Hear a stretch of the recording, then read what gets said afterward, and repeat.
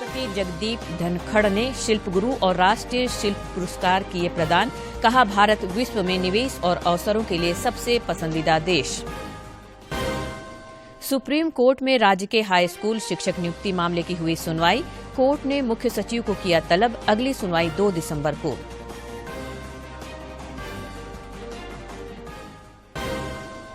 CCL Ranchi में 2 दिवसीय vendor development कार्यक्रम और औद्योगिक प्रदर्शनी का आयोजन। उद्योग सचिव वंदना डाडेल ने कहा, सूक्ष्म और लघु उद्योगों को बढ़ावा देने में जुटी है सरकार। और एनसीसी दिवस के मौके पर रक्तदान शिविर का आयोजन। रांची के कई विश्वविद्यालयों और महाविद्यालयों में लगा शिविर। 60 से ज्यादा कैडेटों ने किया रक्तदान।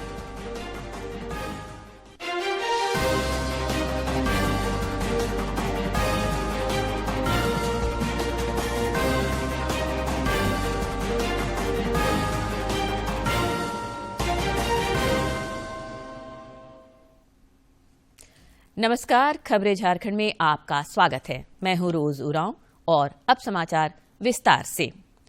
उपराष्ट्रपति जगदीप धनखड़ ने आज नई दिल्ली में वस्त्र मंत्रालय की ओर से वर्ष 2017, 2018 और 2019 के प्रमुख शिल्पकारों के सम्मान में आयोजित कार्यक्रम में शिल्प गुरु और राष्ट्रीय पुरस्कार प्रदान किए। इस अवसर पर उपराष्ट्रपति ने कहा कि शिल्पी देश की सांस्कृतिक विरासत के विस्तार में अहम भूमिका निभा रहे हैं। उन्होंने कहा कि भारत विश्व में निवेश और अवसरों के लिए सबसे पसंदीदा देश है।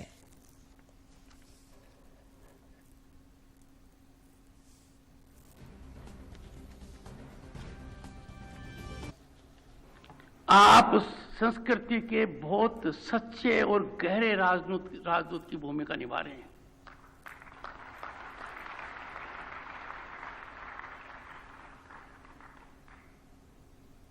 I am privileged to indicate you are the most forceful, impactful ambassadors of our culture and creativity. You indicate to the world the enormous innovation skills that India possesses. ये ऑनर आपका नहीं है, आपने इसको सिर्फ फिजिकली रिसीव किया है। You are honoring all of us. We feel proud कि we are availing an occasion to respect your talent.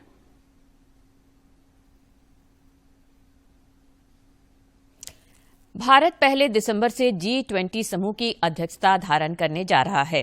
इस अवसर पर G20 समूह के राष्ट्रों के राजदूतों और मिशन प्रमुखों ने अंडमान और निकोबार द्वीप समूह पर स्वराज द्वीप में शंखनाद किया। 40 से ज्यादा दूतावासों और संगठनों ने इस कार्यक्रम में हिस्सा लिया।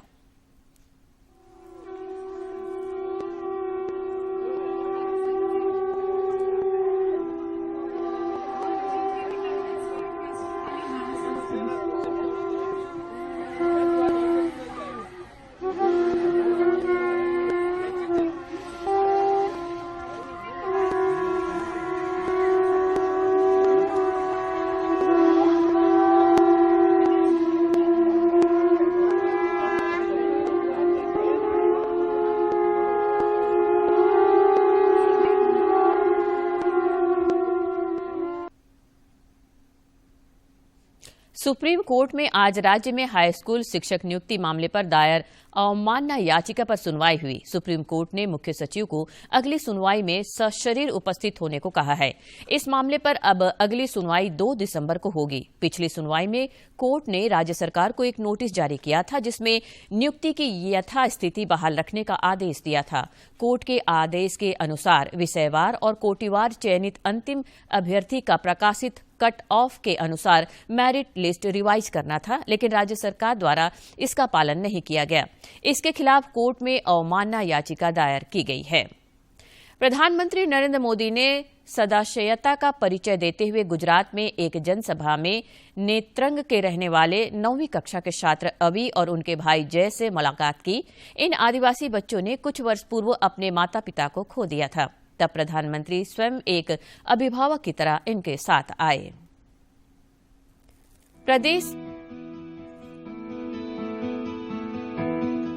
saya સાહેબ અમને બહુ દૂરથી મળવા આવ્યા, અમારા માટે ટાઈમ કાઢ્યો અને અમને ખૂબ મજા આવી. કેવી રીતે મેં તો તારી વિડીયો જોઈ તો મને એકદમ આશ્ચર્ય થયું. તને કોઈ દાડે એમ ના થયું કે જીવનમાં શું કરીશું, કેવી રીતે કરીશું? કોઈ સગાવાળા કોઈ જ નથી. મમ્મી ક્યારે ઓફ થઈ ગયેલી તે બાદથી અને પપ્પા ક્યારે ઓફ થઈ ગયેલા તે બાદથી. ખબર મેં તમારી વિડીયો જોઈ. ખજૂરભાઈ છે ને, ખજૂરભાઈ, હા, વિડીયો જોઈ ત્યારે મને ખબર પડી કે તમને આવી તકલીફ છે. ઘર તો બની ગયું, ટીવી આવી ગયો, આખો ટીવી જોતા હશે.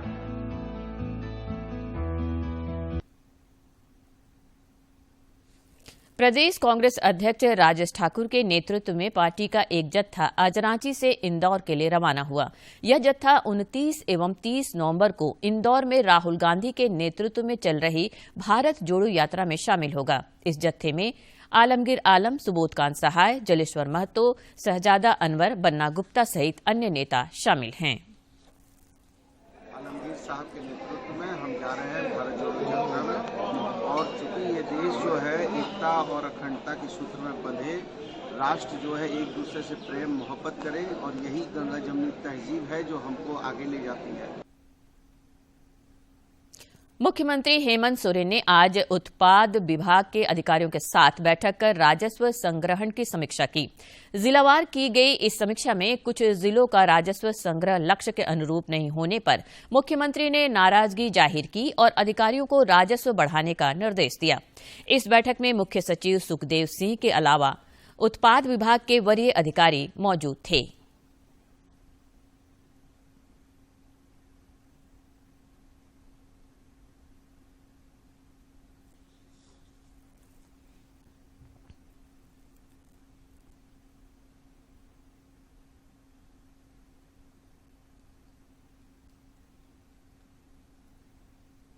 झारखंड हाई कोर्ट में आज रांची जिले के कांके के विधायक समरीलाल के जाति प्रमाण पत्र को चुनौती देने वाली याचिका पर सुनवाई हुई। इस सुनवाई के दौरान विधायक के एक गवाह विनोद राम की गवाही हुई। उन्होंने कोर्ट को बताया कि समरीलाल का परिवार आजादी के पहले से रांची में रह रहा है, लेकिन उससे संबंधित कोई दस्तावेज उनके पास नहीं है। समरीलाल के जाति प्रमाण पत्र को पूर्व विधायक सुरेश बैठा ने कोर्ट में चुनौती दी है। इधर भाजपा नेत्री से दुष्कर्म के प्रयास मामले में डिस्चार्ज पिटीशन के खारिज होने को चुनौती देने वाले विधायक डुल्लू महतो के याचिका पर झारखंड हाईकोर्ट में आज सुनवाई हुई। इस मामले में कोर्ट ने निचली अदालत से एलसीआर की मांग की है। मामले की अगली सुनवाई 12 दिसंबर को होगी। गौरतलब है कि धनबाद की निचली अदालत ने ढुल्लू महतो के खिलाफ यौन शोषण मामले में संज्ञान लिया था। इस पर सुनवाई के पश्चात निचली अदालत ने 20 मई 2022 को ढुल्लू महतो की डिस्चार्ज पिटीशन को खारिज कर दिया था, जिसे ढुल्लू महतो ने हाई कोर्ट में चुनौती दी है। एचईसी कर्मियों ने अपनी मांगों को लेकर आज 23वें दिन भी मुख्यालय के समक्ष धरना प्रदर्शन जारी रखा। कर्मचारियों ने मुख्यालय के गेट पर यज्ञ हवन कर अपना विरोध प्रकट किया।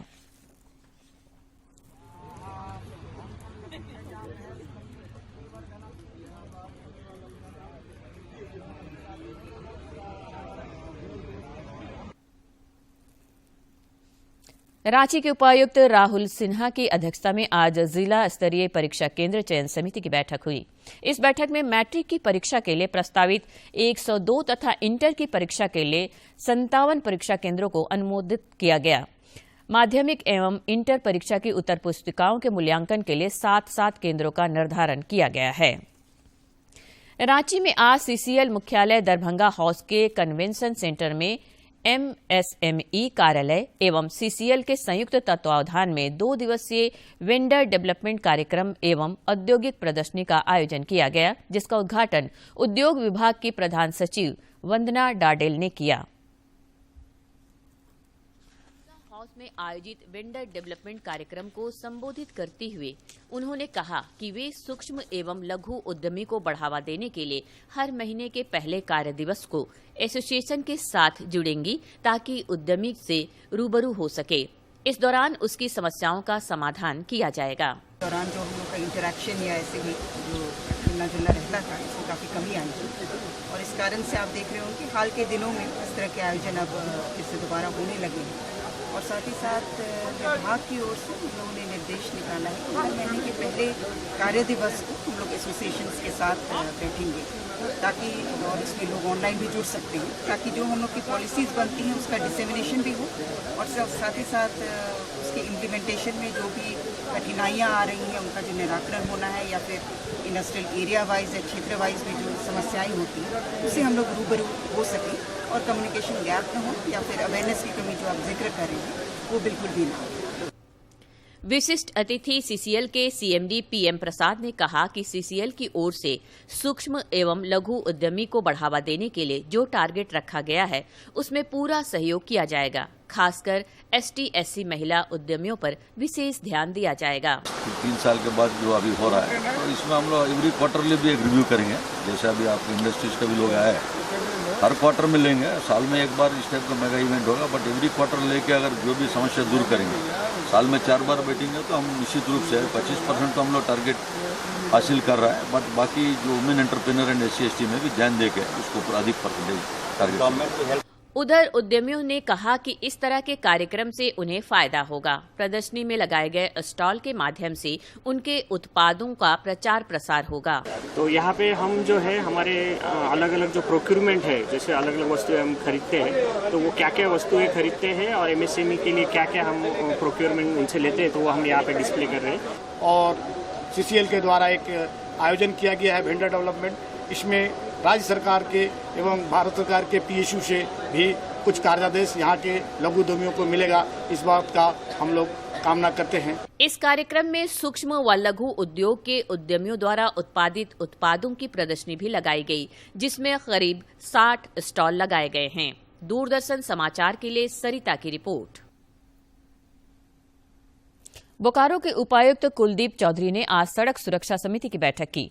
इस बैठक में परिवहन एवं स्वास्थ्य विभाग के अधिकारी मौजूद थे। उपायुक्त ने सड़क दुर्घटना में घायल व्यक्तियों की विवरणी IRAD पोर्टल पर एंट्री नहीं करने पर नाराजगी जाहिर की और सिविल सर्जन को प्रखंड चिकित्सा पदाधिकारियों को स्पष्टीकरण देने का निर्देश दिया।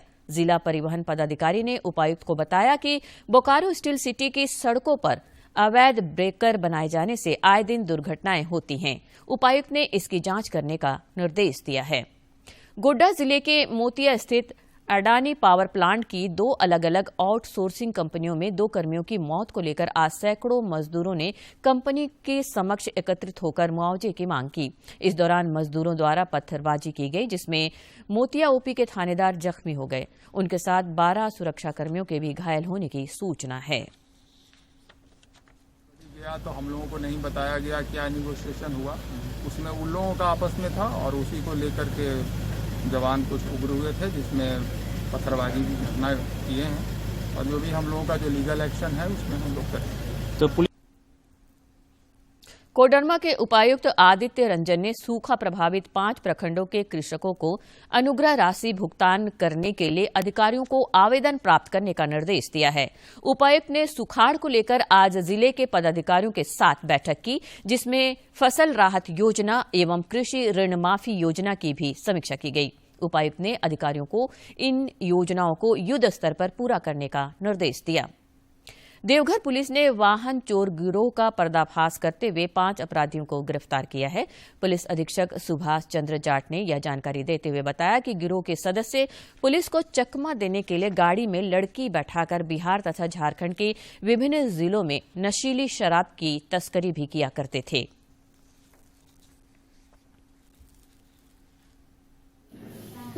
मारगोमुंडा में एक स्कॉर्पियो के लूट की घटना प्रतिवेदित हुई थी। जो कंप्लेनेंट था वो नवगछिया भागलपुर का रहने वाला था और उसका ये कहना था कि नवगछिया से एक परिवार ने, जिसमें स्त्री और पुरुष दोनों शामिल थे, उन्होंने उसकी गाड़ी को किराए पे लिया देवघर आने के लिए और दर्शन करने के लिए, और उसके बाद उसको कोई नशीली दवाई खिलाई और फिर मारगोमुंडा थाना क्षेत्र के अंतर्गत उसको उतार के उसकी स्कॉर्पियो लेके चले गए। इस घटना के प्रतिवेदन के बाद मारगोमुंडा पुलिस ने इसमें केस दर्ज किया और केस दर्ज करने के बाद में उसमें अनुसंधान प्रारंभ किया। टीम को लीड किया जा रहा था एसडीपीओ मधुपुर के द्वारा और साथ में थाना प्रभारी मधुपुर, थाना प्रभारी पथरौल और थाना प्रभारी मारूगो मुंडा थे। एनसीसी दिवस पर आज झारखंड बटालियन 19 के तत्वावधान में विश्वविद्यालयों और महाविद्यालयों में रक्तदान शिविर का आयोजन किया गया। डॉक्टर श्यामा प्रसाद मुखर्जी तथा साईनाथ विश्वविद्यालय में आयोजित रक्तदान शिविरों में 60 एनसीसी कैडेटों ने रक्तदान किया।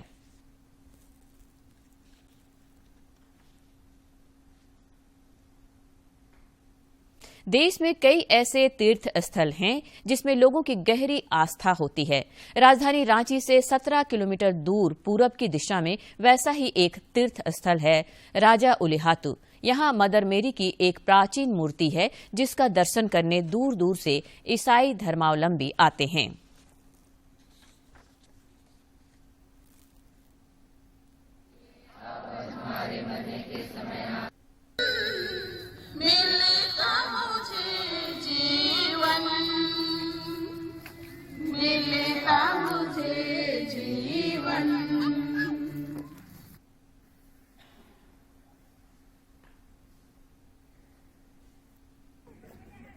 ये गिरजाघर कहेंगे तो छोटा नागपुर के लिए, विशेष करके रांची धर्म प्रांत के लिए बहुत खास है। यहाँ बहुत सारे लोग आते हैं, प्रार्थना करते हैं, उनकी मन्नतें भी पूरी होती हैं। और यहाँ पर हाले शहर में जो तीर्थ यात्रा के लिए तीर्थ स्थल है, वहाँ से लाई हुई एक मूर्ति है माता मरियम की मूर्ति। और यहाँ पर बहुत से लोग उलातू पार से आते हैं और वहाँ पर प्रार्थना करते हैं और बहुत कोई प्रार्थना के साथ साथ अपनी मन्नतें मांगते हैं और वहाँ पर ईश्वर का इस तरह का वरदान है और माता मरिया का इस तरह का वरदान है कि जो अपने सारे हृदय से तहे दिल से जो मन्नतें मांगते हैं और वो मन्नतों को ईश्वर और माता मरिया उनकी पूरा करते हैं। और अब कुछ खबर राज्य के विभिन्न जिलों से।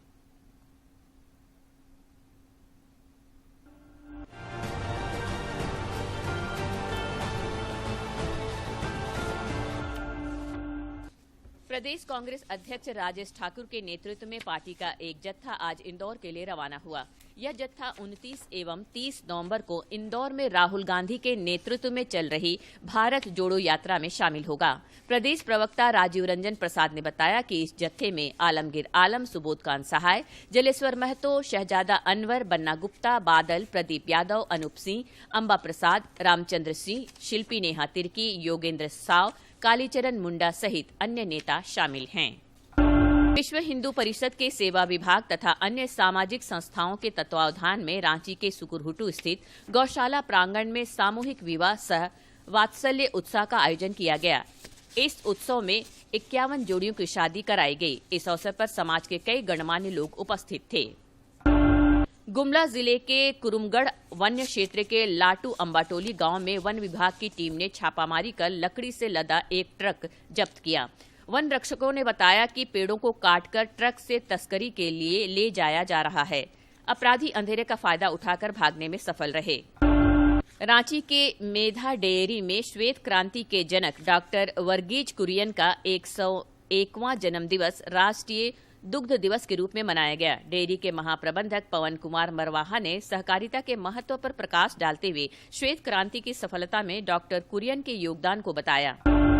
प्रधानमंत्री Ayushman Bharat health infrastructure mission scheme के तहत पश्चिम सिंहभूम में 42 हेल्थ सब सेंटर का निर्माण कराया जाएगा। सेंटर का निर्माण हो जाने पर मरीजों को एक ही छत के नीचे इलाज की सभी सुविधाएं मिलेगी। इन हेल्थ सब सेंटरों को 23 करोड़ 31 लाख रुपए की मंजूरी मिल चुकी है। इसमें केंद्र से 13 करोड़ 986 लाख और राज्य से 9 करोड़ 324 लाख रुपए मिलेंगे। चतरा पुलिस ने हंटरगंज प्रखंड के कोसमाही गांव स्थित फुलवरिया जंगल से एक युवक का शव बरामद किया है। मृतक की पहचान कोसमाही निवासी चिरौंदी यादव के पुत्र अमरेश यादव के रूप में की गई है। मृतक के परिजनों ने बताया कि गांव के ही कुछ युवकों ने अमरेश को जंगल में बुलाया था, जहां उसकी गला घोंटकर हत्या कर दी गई। सरायकेला खरसावां जिले के उपायुक्त अरवा राजकमल ने सुखाड़ को लेकर जिले के वरीय अधिकारियों के साथ वर्चुअल बैठक की। उन्होंने अधिकारियों को योग्य लाभुकों का चयन कर मुख्यमंत्री सुखाड़ राहत योजना का लाभ दिलाने का निर्देश दिया। इसके लिए व्यापक प्रचार प्रसार करने पर जोर दिया है। गढ़वा के उपायुक्त रमेश घोलक ने संस्थागत प्रसव को बढ़ावा देने के लिए शुरू किए गए स्वास्थ्य शुचिता अभियान को लेकर जिले की सहियाओं और बीटीटी के साथ बैठक की। उन्होंने संस्थागत प्रसव के लिए सरकार द्वारा दी जा रही सुविधाओं की जानकारी दी। हजारीबाग के बरही प्रखंड अंतर्गत कोनरा पंचायत के शादी मोहल्ला निवासी मोहम्मद सईद अनवर की मौत कोचिंग से लौटने के दौरान सड़क दुर्घटना में हो गई। मृतक एक स्थानीय कोचिंग से पढ़कर स्कूटी से अपने घर लौट रहा था। इसी क्रम में अनुमंडलीय अस्पताल के सामने डॉक्टर इब्रार गली से लौटने के दौरान उनकी स्कूटी ब्रेकर से अनियंत्रित होकर डिवाइडर से टकरा गई।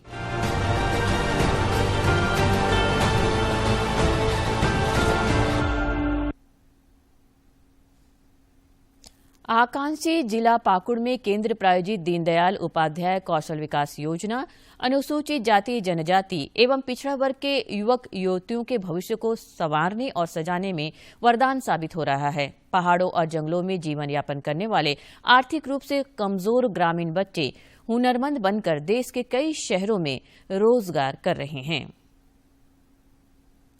दीनदयाल उपाध्याय कौशल विकास प्रशिक्षण केंद्र आकांक्षित जिला पाकुड़ में समावेशी विकास के प्रयास को सबल प्रदान कर रहा है। इस केंद्र से 1000 से अधिक युवक युवतियों ने न केवल प्रशिक्षण लिया है बल्कि महज 9 महीने के ही अंतराल में 150 से अधिक युवक युवतियों को रोजगार हासिल करने में भी मदद मिली है। यहाँ पर हम लोग ग्राइंडिंग करना, फाइलिंग करना, वेल्डिंग करना, फिटिंग सिखाया जाता है। या बहुत कुछ कम करने की सिखाया जा रहा है और हम लोग यहाँ सीख के चल जाते हैं कहीं प्लेसमेंट में। अगर वहाँ ग्रामीण आजीविका को बढ़ावा देने के लिए शुरू की गई इस योजना के तहत गरीबी रेखा से नीचे रहने वाले अनुसूचित जाति, अनुसूचित जनजाति एवं ओबीसी वर्ग के युवक युवतियां कंप्यूटर, मोटर कार एवं बाइक के पार्ट्स की रिपेयरिंग करने के अलावा सिलाई का काम सीखकर खुशहाली के मार्ग पर अग्रसर हैं। 3 महीना का ट्रेनिंग दिया जाता है फिटर मैकेनिकल का एंड फिटर फैब्रिकेशन का। तो जो फिटर मैकेनिकल का है उसमें आपको filing, drilling, meaning and lathe machine सब सिखाया जाता है। हम लोग का जो मैम रहते हैं उन लोग भी हम लोग से गाइड करते हैं। जो चीज नहीं जानते हैं वो हम लोग से बार बार पूछिए। अगर तब तक नहीं समझ में आता है तब तक हम लोग को पूछिए। पाकुड़ जिले में संचालित दीनदयाल उपाध्याय कौशल विकास प्रशिक्षण केंद्र की देखरेख कर रही संस्था निष्ठा की वंदना कुमारी ने बताया कि भारत सरकार की इस योजना के तहत अब तक 1200 युवक युवतियों को प्रशिक्षण देने का काम हुआ है। साथ ही 150 से अधिक युवक युवतियों को बेंगलोर, तमिलनाडु, कोलकाता जैसे राज्यों की बड़ी बड़ी कंपनियों में रोजगार का अवसर भी प्राप्त हुआ है। इस ट्रेनिंग सेंटर्स में लगभग अभी तक 1200 युवक युवतियों को ट्रेनिंग दे दिया जा चुका है और उसमें से लगभग 160 को बाहर भी भेजा गया है ट्रेनिंग के लिए और प्लेसमेंट्स के द्वारा करवाया गया। इस ट्रेनिंग सेंटर्स में 18 से 35 वर्ष के युवक युवतियों को ट्रेनिंग निःशुल्क दिया जाता है और एक रेसिडेंशियल प्रोग्राम है। खाना रहना सब मुफ्त है। प्रधानमंत्री नरेंद्र मोदी के कौशल भारत, कुशल भारत के सपने को साकार करने में निश्चित रूप से दीनदयाल उपाध्याय कौशल विकास प्रशिक्षण केंद्र ने अपनी सार्थकता सिद्ध की है, जिससे आकांक्षी जिला पाकुड़ के आर्थिक रूप से कमजोर सुदूरवर्ती गांवों, जंगलों और पहाड़ों पर निवास करने वाले ग्रामीण युवाओं की आकांक्षाओं को नया आयाम मिला है। रामप्रसाद सिन्हा की रिपोर्ट। राज्य के अधिकांश हिस्सों में कड़ाके की ठंड पड़ रही है। मौसम विज्ञान केंद्र रांची ने बताया है कि अगले 5 दिनों तक रात और दिन के तापमान में किसी बड़े बदलाव की उम्मीद कम है। केंद्र के पूर्वानुमान के अनुसार दिसंबर के पहले सप्ताह में ठंड में बढ़ोतरी होने की संभावना है। वहीं अगले 5 दिनों तक सवेरे कोहरा और धुंध के बाद दिन में आसमान साफ रहेगा। और अब एक नजर डालते हैं प्रमुख शहरों के आज के तापमान पर। राजधानी रांची का अधिकतम तापमान 25.4 और न्यूनतम 11.1 डिग्री सेल्सियस रिकॉर्ड किया गया। जमशेदपुर का अधिकतम तापमान 28.7 और न्यूनतम 13.4 तथा डाल्टनगंज का अधिकतम तापमान 28.8 और न्यूनतम तापमान 8.1 डिग्री सेल्सियस रिकॉर्ड किया गया। जूनियर चैम्बर इंटरनेशनल JCI द्वारा रांची के मोराबादी मैदान में आयोजित 25वां एक्सपो उत्सव का आज अंतिम दिन है। 5 दिवसीय एक्सपो उत्सव में 8 हैंगरों में 325 से ज्यादा स्टॉल लगाए गए थे। देश विदेश की कंपनियों द्वारा लगाए गए इन स्टॉलों पर कार से लेकर सुई तक की बिक्री हुई। लाखों की संख्या में आए लोगों ने एक्सपो का दीदार किया और जमकर खरीदारी की।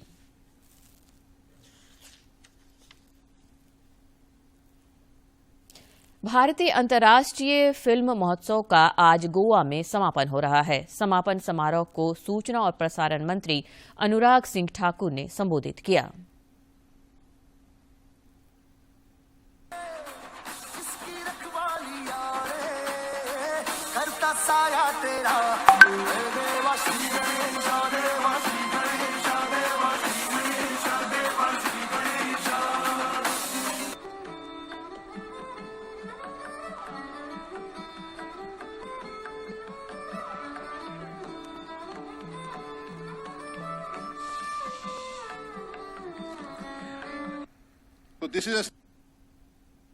कि भारत कैसे अग्रणी है इस क्षेत्र में, और अगर मैं कुल मिलाकर कहूं भारत को that India should be the content hub of the world, उसके लिए क्या चाहिए? आपको टैलेंटेड मैन पावर चाहिए, आपको टेक्नोलॉजी ड्रिवन लोग चाहिए, आपको एक्सपीरियंस्ड फिल्म मेकर्स चाहिए, फिल्म शूटिंग के लिए बहुत अच्छी लोकेशंस चाहिए। तो को प्रोडक्शन के भी बहुत ऑप्शंस हैं, पोस्ट प्रोडक्शन के यहाँ पर पहले भारत ने बहुत अच्छा काम किया है। और मुझे लगता है ये जो हम आज़ादी का अमृत महोत्सव मना रहे हैं, ये अमृत महोत्सव से लेकर अमृत काल का समय, यानी कि जब भारत 100 साल मना रहा होगा तब देश को कैसे देखा जाए।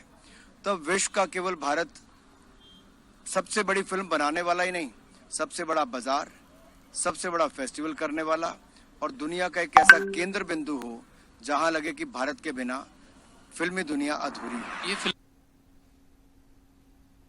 देवघर के कमलकांत नरोने स्टेडियम में खेलो झारखंड के तहत 3 दिवसीय खेल प्रतियोगिता का आयोजन किया गया है। प्रतियोगिता में जिले के सभी प्रखंडों से छात्र छात्राएं हिस्सा ले रही हैं। उपायुक्त मंजूनाथ भजंत्री ने आज प्रतियोगिता का उद्घाटन किया। इस अवसर पर रंगारंग सांस्कृतिक कार्यक्रम का आयोजन भी हुआ। उपायुक्त ने कहा कि इस तरह के जिला स्तरीय आयोजन से खेल प्रतिभाओं को बढ़ावा मिलता है।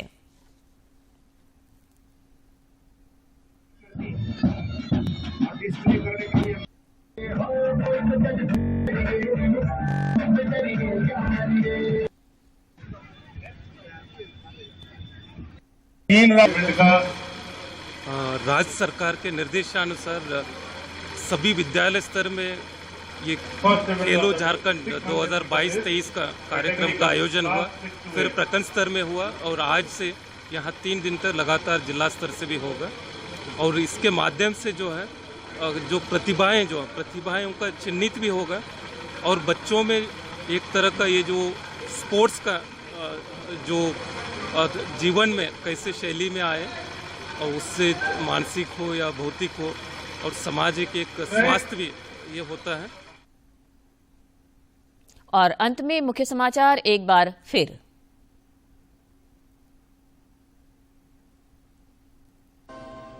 उपराष्ट्रपति जगदीप धनखड़ ने शिल्प गुरु और राष्ट्रीय शिल्प पुरस्कार किए प्रदान। कहा, भारत विश्व में निवेश और अवसरों के लिए सबसे पसंदीदा देश। सुप्रीम कोर्ट में राज्य के हाई स्कूल शिक्षक नियुक्ति मामले की हुई सुनवाई। कोर्ट ने मुख्य सचिव को किया तलब। अगली सुनवाई 2 दिसंबर को।